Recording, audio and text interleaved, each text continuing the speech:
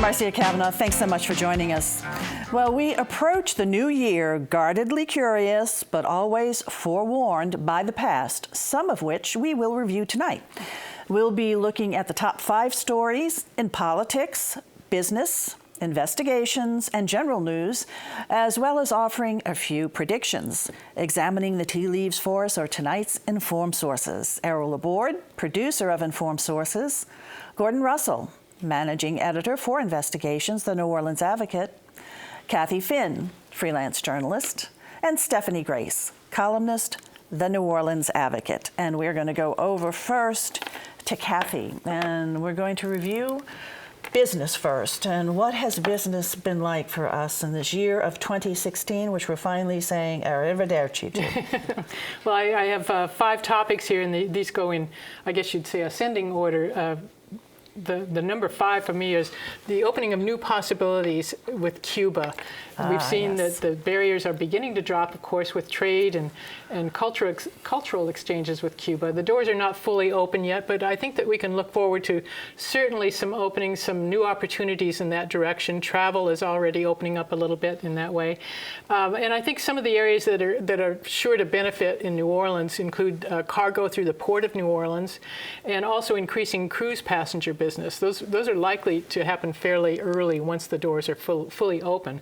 And you know, New Orleans is one of the few major coastal cities, you know, in a position to really benefit from that kind of trade and that kind of cultural exchange. So it could be potentially quite beneficial. It's certainly going to be interesting to watch and see what the results are. My number 4 topic was the airport. Our international airport finally has landed a good deal of international service. You know, there have been times in the past when the international airport had no real international flights. And that has improved, and it's improved a lot more in just recent months. We've seen that Condor Airlines announced in June that they would be flying to Frankfurt beginning in the spring. I think it's in May. And just a couple of times a week, I think. But you know, that's a pretty substantial addition to our flight service. British Airways, one that we have coveted for so long and came close to many times before, announced that they will fly nonstop between New Orleans and London Heathrow. And when does that start? That begins in March. Okay, so not too far off. That's not too far off. That's a big one. You know, again, it's one that New Orleans has really tried to get for a long time, and it finally arrived. We had it in the early '80s, but it went away. It didn't last very long. So these come on top of the service that we've had to the South, Central and South America for some time. Choice Air. We had that Copa Airlines in the past year started to. Copa Airlines started to Panama, and Choice Air to doing nonstops to San Pedro Sula, Honduras. So that just started, I think, just this month, as a matter of fact. So it truly is a broader international service than we have had before, and it really bodes well for tourism as well as business travel, but of course tourism, which has been booming lately. And speaking of booming tourism, we have a continuing hotel boom. Hotel growth in New Orleans has been really quite amazing. If you look at it, you know, historically, the metro area is now up to about 40,000 rooms, and considering the pullback that we had after Katrina, and you know how many rooms we lost and were out of service, and the hits taken to tourism, this is really kind of an amazing rebound. And we've got another probably 1,400 rooms under construction and maybe 3,500 more on the drawing boards. So that's a lot. We've certainly more than recovered from the pre-Katrina levels. Those rooms are in addition, of course, to the short-term rentals, which not everybody's happy about. Short-term rentals, certainly. So, and I think one of the things that's feeding this trend is bigger participation by the corporations, the major hotel companies that are really investing in the city. You know, there was a time when many of the hotels were owned, they were independent or independently owned. There's much bigger push by the corporations and the Marriotts of the world and the Hilton and so forth. My number 2 topic was commercial real estate, and it's being driven downtown in downtown New Orleans largely by the South Market District. That whole property has really been quite amazing to watch, and it includes 3 substantial residential buildings along with retail and other mixed uses. And the most interesting one is the one that just got underway recently. It's called the Standard, and this is not even rental apartments, it's actually condominiums. And condominiums, a project, a 15-story condominium building in New Orleans is kind of unheard of, in recent history. So this could go either way. This could be a mistake, or it could be a real turning point for New Orleans to create a hub downtown that includes owned properties, not just rental properties. And this is promising to be quite a nice luxury unit, a luxury development. Right. Are they seeing that market being the newcomers who are coming to New Orleans, or perhaps people who want to move from the suburbs and downsizing? I think you're seeing both. What's driving the trend downtown is the move into the city. You're seeing that all across the country. People want to live in walkable areas. New Orleans is very walkable, and this property, it's becoming a real hub for downtown. And I think the relative success of it, it's going to be kind of a bellwether for downtown because it's a real big deal. Mm-hmm. And people want to live on higher ground too. That's kind of a trend since Katrina, so that may be contributing. That's true too. And we'll see. We'll see what happens with the World Trade Center building and whether if that gets off the ground as a Four Seasons, which also would include luxury condominiums. Right. So interesting. That's to come. All right. My number one was my number one topic was recession in the oil patch, and we've talked about this a little bit before, but. It's a big story, and even though New Orleans is not a drilling city per se, it's got a lot of oil-related jobs still. And even though we have new kinds of jobs, new economy jobs and that sort of thing, you can't forget how important the oil and gas industry is to this city. To the city in our region, too. In the region. Greater New Orleans region. The whole region. And it's largely the service sector, which serves the offshore drilling industry, and we've seen it take some real hits recently. And this is going to affect, and already is affecting, things like restaurants. It's affecting housing. It's affecting all kinds of things. Okay. Kathy, you mentioned the South Street Market, which is developed by Domain Properties. Yes. If someone's been away from New Orleans 2 years or so, and they come back and they go by the train station, they take a left and they look, they'll think they're in a different city. Right. I mean, it's a total transformation of environment. It's amazing. Really is. It really has that big kind of New York-like downtown look to it. Well, and it's interesting because a lot of that capital is coming from New York. Those folks have New York connections and New York families, and I think it is. It's like the capital that's going into New Orleans in residential projects like that. It's really kind of amazing, and it's, as I said, it's becoming a hub. And I think give it another 10 years, and if the condominium project does succeed, you're going to see a lot of development around it that is not there right now. Of course, to the medical corridor too. Yes. That changes along 2 lane. All right, Kathy, thanks a lot. Let's go over to Stephanie right now, and always have to have a conversation about politics. Yes. It's not complete without politics. Right. Okay, we're going to start in the suburbs this time, where there was a lot of action this year. Number 5. This is actually 2 different stories we're combining into one because there are 2 district attorneys who served for decades, 3 decades each, who are now convicted felons, federal criminals. Walter Reed from St. Tammany and Washington parishes, and Harry Morrell from St. Charles. And it's interesting, their cases were going through court at the same time. It was kind of an extraordinary moment to see these, maximum powerful lawmen humbled, yes. I was going to say one on trial, one pleaded guilty. And there's a common theme. Walter Reed's case was really about money. Harry Morrell's was about sexual favors. But I think the common theme was entitlement. These were powerful men who thought they could take what they wanted, and it turns out they couldn't. Walter Reed had a trial along with his son. He was convicted. He's not been sentenced yet, but he was basically convicted of using campaign money for personal use and also taking money that should have been paid to his office to represent St. Tammany Parish Hospital and taking it personally. Harry Morrell did plead guilty to one minor charge, but U.S. Attorney Kenneth Polite basically said there was a lot more smoke there, that he actually had a press conference and called him a sexual predator, someone who asked for sexual favors from women who basically needed dispensation from his office, were under, investigation or had convictions or things like that. And there could have been 20 or more victims. Of course, he was only convicted in one case, and it wasn't specifically for sexual favors, it was for a related charge. But he still got 3 years in prison, which is a lot for that. So He could have faced a lot more if they could have proven some of those Sure. other things. Sure. Has that sentence started? That sentence has started, yes. So, All right, on to okay, number 4. number 2, we're moving a little closer to New Okay. Orleans, but still in the suburbs. Mike Yanni. Gordon's going to talk about the original story that led to the scandal, but there was, of course, a texting scandal involving a young man, a 17-year-old man, and or boy, I guess, and youth, yes. When this came out, Mike Yanni said he was going to write it out. He had done nothing. He had done nothing wrong. He apologized, and he said he was going to stay in office.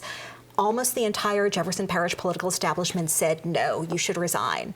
And he's holding on. And so there's kind of a stalemate going on now. He's not allowed onto the grounds of the public schools. Various groups don't want him to speak. The business community kind of didn't want him involved in the recent campaign for the millages that did end up passing. And of course, there's a recall And there's effort. a recall petition. And the issue is that to get a recall question on the ballot, the bar is very, very high. You need to get signatures of a third of the registered voters in a jurisdiction. That's 90,000. They are about halfway there. It's a really tough goal to meet. Of course, it's not once again, clear he if they're says gonna that meet them. he can do the business. Yes. This was a personal issue. It had Right. nothing to do with And in the running the parish. Correct. And in the meantime, this was all prompted by a federal investigation because the texting is potentially a federal crime because Okay. of the young man's age. Well, the 17, yeah, but he is a recognized adult here in If- the state if- of Louisiana. If these conversations had happened personally, there would be no question. Right. But the fact that they happened over a cell phone means it could be a crime. So it's a really, it's a tough nut to crack Okay, here. let's go to your next one. The next one up to Baton Rouge. We have a new Democratic governor who was sworn in at the beginning of this year. Of course, the rest of the state's establishment is Republican, and guess what? That matters. John Bel Edwards is getting a lot of pushback from Republicans. It started off the year, remember, the day he was inaugurated, he lost the fight to have his chosen House Speaker, who was a Democrat, Walt Leger from New Orleans, installed. And throughout the year and really building, he's had these ongoing fights with the Attorney General, Jeff Landry, who, it's over a lot of legal issues that are also partisan issues, gay rights, coastal lawsuits, things like that. And of course, Jeff Landry, the theory is that he might be a potential opponent to John Bel Edwards when he runs again. And what's been ongoing and what will continue to probably get even worse this year is fights with the legislature over taxes and spending, because that's what Democrats and Republicans fight about anyway. Right, okay. And we've got some issues. And we also have a new U.S. Senator. And we have a new U.S. Senator. John Kennedy's been treasurer for a long time, and sometimes it feels like he's been running for Senate just as long, doesn't it? This was his third attempt. First, he ran as a Democrat against David Vitter. Then he ran as a Republican against Mary Landrieu. He's still a Republican. This time, with the support of David Vitter, he ran to replace David Vitter, who, of course, did not run for re-election this year. So he ended up, despite the long road, he ended up winning quite easily. Quite decisively. Okay, Yes. next one for you. And of course, the big one is the state budget crisis, because John Bel Edwards came in facing a huge deficit for that year, and then the current year, we're talking in the billions. Once they're throwing around the B word, it's just bad news. And we're seeing tax increases, and we're seeing service cuts, including to TOPS, the incredibly popular scholarship program. Students are just dealing with that now because it's, they fully funded the first semester, so now they're figuring out the second semester. And this year, they're supposed to take on full-scale tax reform, and I think it's just going to be really tough. And sort of going to be a Groundhog Day experience, right? Exactly. Where it's still more crises in the state budget. They still have more cuts to make for this year. It's just no end in sight. Okay, staff, we're going to go over to Gordon now, and investigations. What's your list? Well, so I'm going to focus on stories that were broken by different news organizations this year. And first up was a story that the Advocate's been covering, which most recently resulted in this raid on the Tangipahoa Sheriff's Office last week. This is a story about what appears to be a federal drug enforcement agency agent who has gone rogue. He has not been charged. The agent's name is Chad Scott. But it's clear he's been stripped of his badge and of his duties. He appears to be the center of this sprawling investigation, and he was on a task force that included members from many area police agencies, including a number of people from the Tangipahoa Parish Sheriff's Office. 2 Tangipahoa deputies who were on this task force have been charged. One has pled guilty, and that was the office that I mentioned was raided last week by a large contingent of FBI agents. And the sheriff, of course, is the sheriff, adding intrigue to this, the sheriff there is the brother of John Bell Edwards, who has forcefully defended his brother. There's no connection that anyone can observe to the governor himself, but he and his brother are very close, and he has said his brother has done nothing wrong. We have no information that his brother has done something wrong, but I will say it's unusual for the feds to come in with a search warrant as opposed to a subpoena of 30 agents or so search the place. So we saw a very stunned Sheriff Edwards, too, on that day. Yeah, it was a pretty unexpected. remarkable thing. I'm not sure I've seen anything like it in 20 years here. And that's obviously the feds. It's a very big deal for the feds when they think an agent has gone to the dark side. So they're trying to make sure they root out the extent of that. The next one on my list was the Times-Picayune's done a number of stories on the gun pipeline, which is it's an effort to examine where guns. We've had a violent year in New Orleans as always, but it's been on the upsurge, and they've been looking at where do all the guns come from. And in particular, they've done a number of stories, but I thought they did a nice job looking at guns that have been stolen, which is a big source of guns used in crimes. It turns out that hundreds, well, maybe thousands of guns are stolen just in New Orleans and Jefferson Parish each year. Those crimes are often not reported, and those are often guns that are then used in the commission of other crimes, which then really frustrates the effort to solve those crimes. I think a stat that I wrote down was they reported that there were 2,300 illegal guns seized in the last year in Jefferson Parish and in Orleans, and I think only a third of those were reported stolen. I'm sorry, 1/3 of those had been reported stolen. But a number of, as many as 60% of the guns that are stolen, nobody reports them stolen. And the city has beefed up requirements to report. Yes, it prompted, among other things, the city to pass a law requiring that you report when your gun is stolen. Right. Typically, they're stolen from vehicles, sometimes from homes. But my next story on the list was we've done a number of stories dating back to late last year on the Department of Corrections and corruption within that department. I guess the common thread in these stories has been a lot of family connections and possible nepotism, and also just people feathering their own nests, which is the common theme in corruption stories generally, I guess. But people taking advantage of their positions to enrich themselves, whether through the state credit cards or, in one case, Nate Kane, who was the son of longtime Angola warden Burl Kane, was building himself a house using the state credit card. There were other employees who are accused of stealing from a recreation fund for employees at Angola. Another, Nate Kane's wife, is accused of stealing from a fund meant to benefit inmates at the Avoyelles Correctional Center. There's also been some private businesses that have had contracts with the prison system that have been doing nicely for themselves, including the private work release business run by a company called Louisiana Workforce. Okay, the next on your list? Next, I was going to highlight Lee Zurich from Fox 8 did a sort of a surgical strike on a guy named Jimmy Thorns, who was named to the governor's, to the Louisiana Tax Commission, which is an important agency that guides property tax policy in Louisiana. And Lee's story revealed that Mr. Thorns hadn't paid property taxes himself in, I think, about 30 years, and he owed $140,000 in back property taxes to the city. And he was resigned from the tax commission the next day. Let's go to your final one. The last one I was going to mention was David Hammer from WWL broke the story on Mike Yenny that Stephanie mentioned earlier, which, of course, revealed through these text messages that Mike Yenny had this inappropriate texting relationship with a 17-year-old in possible violation of federal law, and a lot has flown from that story. And of course, Mike Yenny taped an apology, yes, which some say perhaps didn't help him too much. Yeah, I mean, I'm not sure about his handling of the whole thing. I mean, that's more of a political question, I guess. But It's defiant, shall we say? Yeah, apologetic yet defiant, Yes. maybe. And he remains president of Jefferson Parish, and once again, he says he can do the job. Just let him do the job. Yeah. Okay, thanks a lot, Gordon. And now we're going to go on over to Errol, who's got the Wildcard list. Yeah, we call this Wildcard because these are the stories that don't necessarily fit in any one category. We just pull them together because we think they're worthy of mention in their own way. Number 5 is schools moving to charter. That's been happening for years now. I mean, increasingly we've been moving more and more. But this year we saw the transfer from the Recovery School District to the Orleans Parish School Board.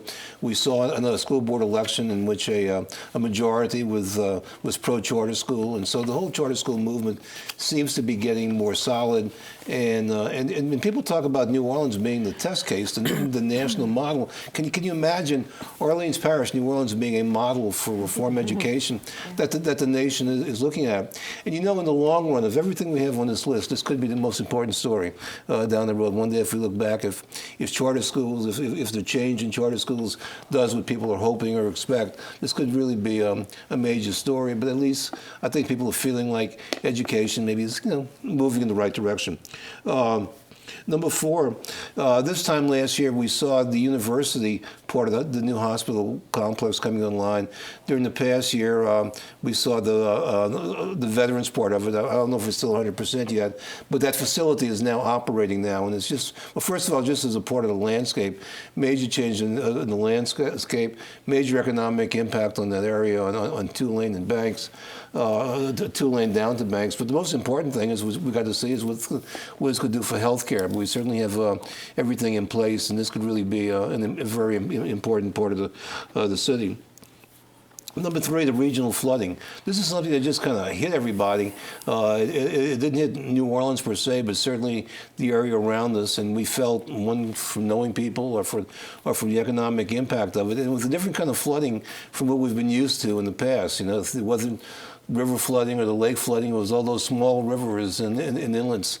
But we saw how devastating they could be and what the damage is. And we're still feeling the economic impact of it, but it was just a major story.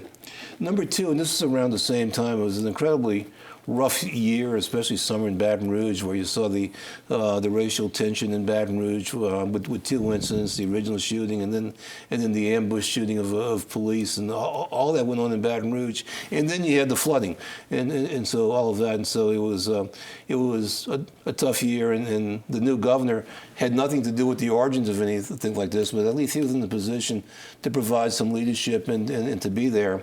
At a point, by the way, where the mayor just kind of didn't get involved with it.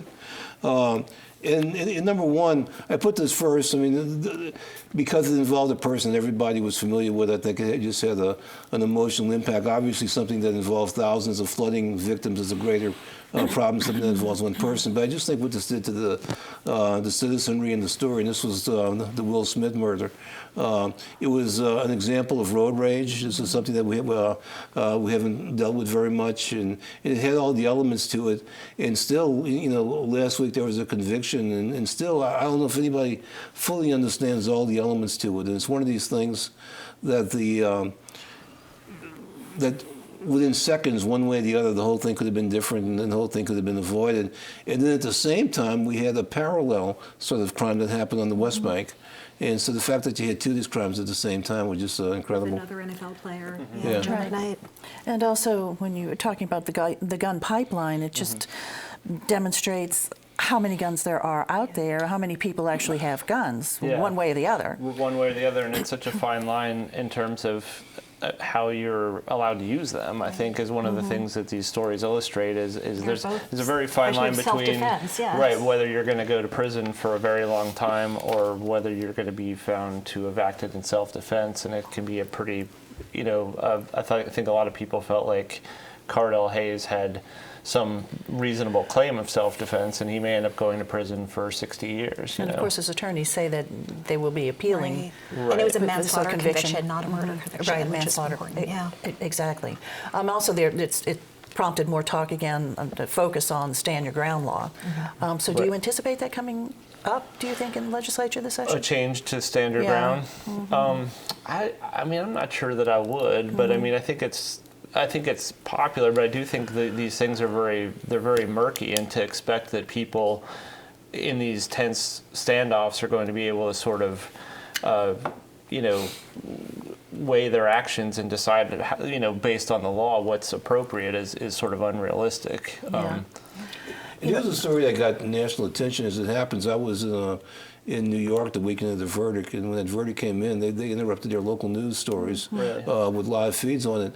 It's at the very least, if it brings about more debate about these kind of issues and about road rage and controlling emotions and dealing with it, then maybe something will come out of it. Well, it does illustrate. It seems like that there's always talk about how guns can solve problems from the NRA, but these are cases where you think like, geez, nobody came out of this thing any better. Will Smith's dead, and this guy is going to spend a long time in prison, and it's. It's just a tragic incident all the way around. Errol touched briefly also on the fact that Governor Edwards had to deal with in this first year a lot of things other than probably what he was planning on dealing with. Will 2017 be any easier for him, do you think? Well, hopefully we won't have these unexpected incidents, but the tax reform fight is going to be a big fight. The budget's going to be a big fight. And I will say, Errol, you talked about his leadership, and it's, he came out of this very difficult year with a really impressive approval rating, above 60%. Again, a Democrat in a Republican state, and I think a lot of that stems from his leadership during these incidents. His calm handling of everything. And he has this kind of military, but also very empathetic. Yeah. People really I think are the test for him him. is going to be with these tax things, and especially if he's going to be having to push for higher taxes, and that may be because that won't make people too happy. Right. And he's been able to blame Bobby Jindal until now. At some point, he won't. Providing local leadership in a crisis is almost an easier role to play than having to deal with legislators at the budget hearing. Okay. Predictions now. We have about a minute and a half left for that. Okay, with the elections coming up, it's to be a runoff to the elections for mayor. I would say in the primary, in the runoff, look for either LaToya Cantrell or Jason Williams against somebody else. Okay, we will remember that, Errol, and check on you on that.